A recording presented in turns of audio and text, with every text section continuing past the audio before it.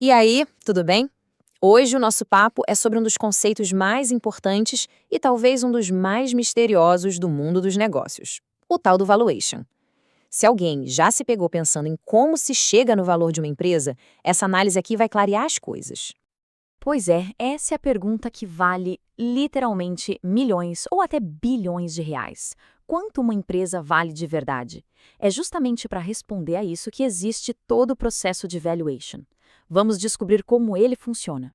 Beleza, então vamos começar pelo começo, né? Para a gente conseguir responder essa grande pergunta, primeiro a gente precisa entender o que, afinal de contas, é esse tal de valuation. Então, olha só, valuation não é um chute, tá? Longe disso. É um processo, um método estruturado que olha lá na frente, para o futuro, para entender o valor de algo hoje. A ideia central é que o valor de uma empresa vem do dinheiro que ela tem potencial de gerar ao longo do tempo. É o que o pessoal do mercado financeiro chama de fluxos de caixa futuros. E aqui tem um ponto super importante. Custo, preço e valor não são a mesma coisa.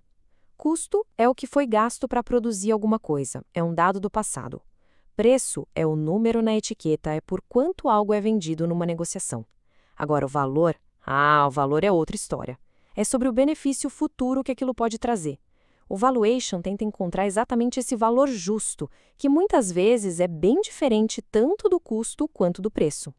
Certo, agora que a gente já sabe o quê, vamos entender o como. E já adianto, não existe uma fórmula mágica, um único jeito de calcular o valor de tudo. É como se a gente estivesse abrindo a caixa de ferramentas de um analista, sabe? Existem vários instrumentos lá dentro. A primeira ferramenta, e uma das mais detalhadas, é o fluxo de caixa descontado, o famoso FCD. Pensa nele como uma máquina do tempo financeira. A gente projeta todo o dinheiro que a empresa deve gerar no futuro, digamos nos próximos 5 ou 10 anos, e depois desconta esse valor para o presente. Por que descontar? Porque R$ 1 hoje vale mais do que R$ 1 amanhã, por causa dos riscos e da inflação. É um jeito de traduzir o valor do futuro para o dinheiro de hoje. O ponto forte do FCD é que ele é bem completo. Ele olha para o potencial de crescimento da empresa, mas também coloca na conta os riscos do caminho. É por isso que ele é a ferramenta preferida na hora de analisar empresas já grandes, estabelecidas, que têm um histórico de resultados para a gente se basear e fazer essas projeções. Agora, vamos para uma abordagem bem diferente. O método de múltiplos de mercado funciona mais ou menos como avaliar uma casa. Ninguém avalia um imóvel no vácuo, certo? A gente sempre olha as casas parecidas que foram vendidas no mesmo bairro. A lógica para avaliar empresas aqui é exatamente a mesma: comparação. A grande vantagem desse método é a simplicidade e a rapidez. Em vez de fazer projeções de 10 anos, a gente pega um indicador, como o EBITDA, por exemplo, que é uma medida do lucro operacional, e compara com o de empresas parecidas. Mas aí é que mora o perigo. É muito, mas muito difícil encontrar duas empresas que sejam realmente idênticas. E qualquer pequena diferença pode distorcer bastante o resultado. Agora, o que é realmente fascinante é ver como essas ferramentas são usadas de formas completamente diferentes, dependendo se a gente está falando de uma empresa gigante ou de uma startup que acabou de nascer. E esse quadro aqui mostra isso muito bem. Avaliar uma grande empresa é quase como olhar pelo retrovisor.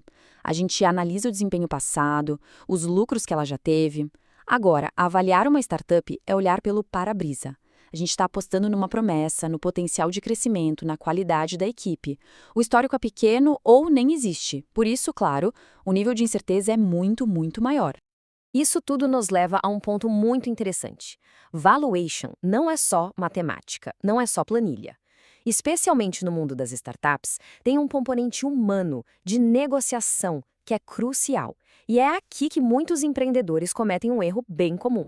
A maioria dos fundadores acha que a ordem é essa. Primeiro, calculo quanto minha empresa vale.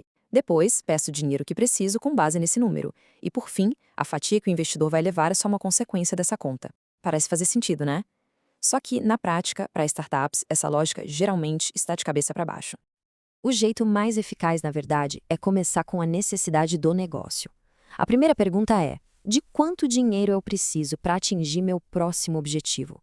A partir daí, se negocia com o investidor qual porcentagem da empresa ele vai receber em troca desse dinheiro. E pronto, o valuation vira o resultado desse acordo, e não o ponto de partida. Na prática, ele é a última peça que se encaixa no quebra-cabeça.